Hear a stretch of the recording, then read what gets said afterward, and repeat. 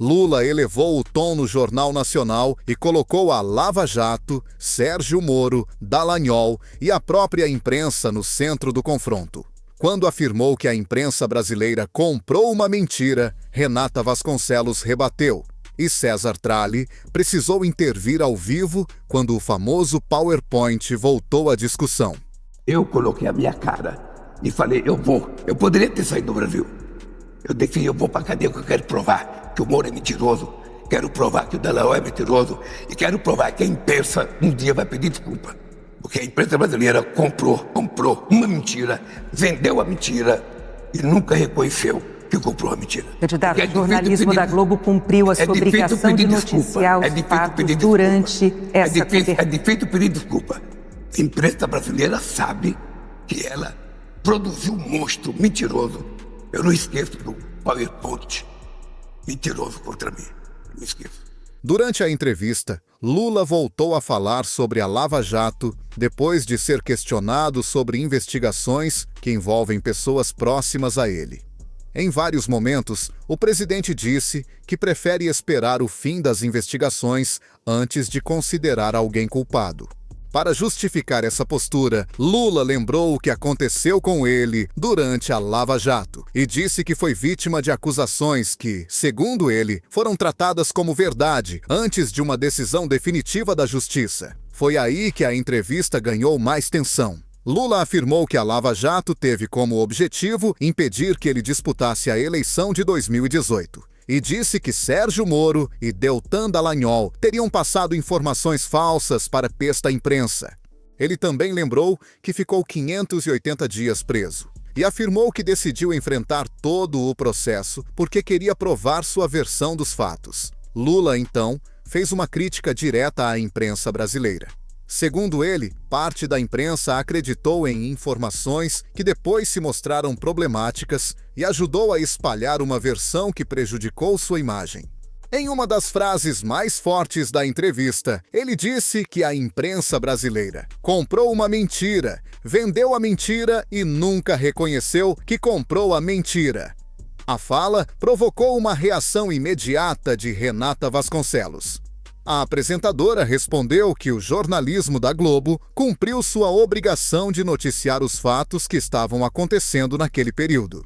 Esse é um ponto importante do embate, porque ali ficaram claras duas visões diferentes sobre a cobertura da Lava Jato. De um lado, Lula disse que a imprensa deveria reconhecer que houve erros e exageros. Do outro, Renata defendeu que o trabalho jornalístico era informar sobre investigações, decisões judiciais e acontecimentos de interesse público. Lula, então, respondeu com outra frase direta: "É difícil pedir desculpa." Na sequência, Lula citou nominalmente Sérgio Moro e Dallagnol. Ele afirmou que os dois ajudaram a criar, na visão dele, uma imagem falsa a seu respeito. Foi nesse momento que apareceu novamente um dos símbolos mais conhecidos da Lava Jato, o PowerPoint, apresentado por Dallagnol.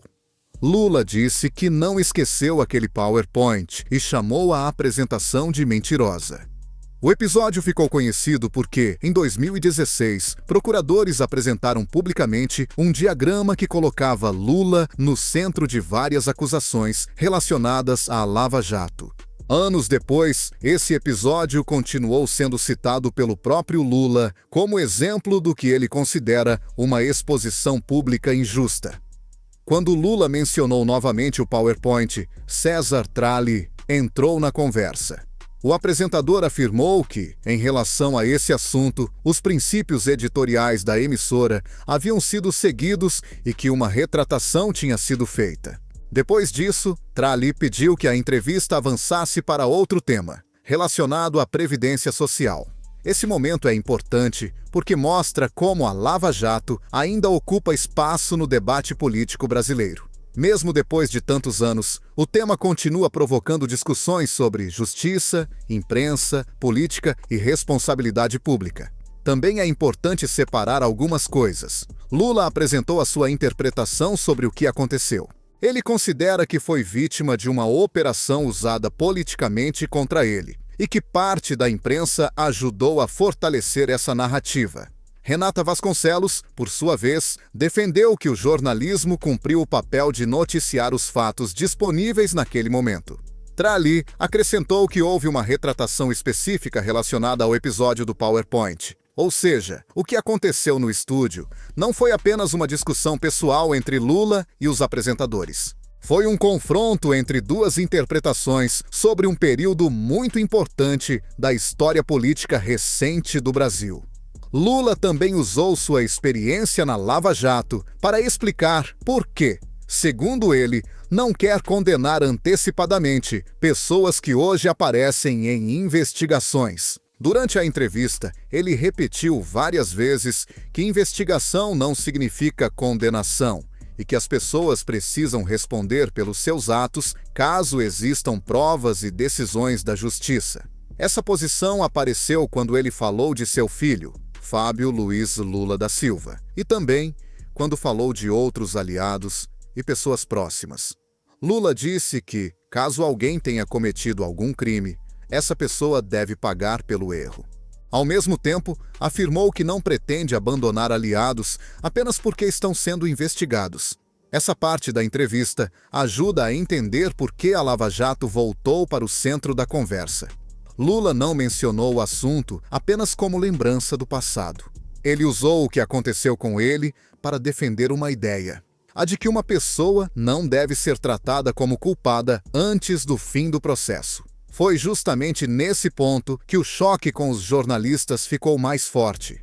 Para Lula, a cobertura feita naquele período contribuiu para que a opinião pública formasse uma conclusão antes do fim dos processos.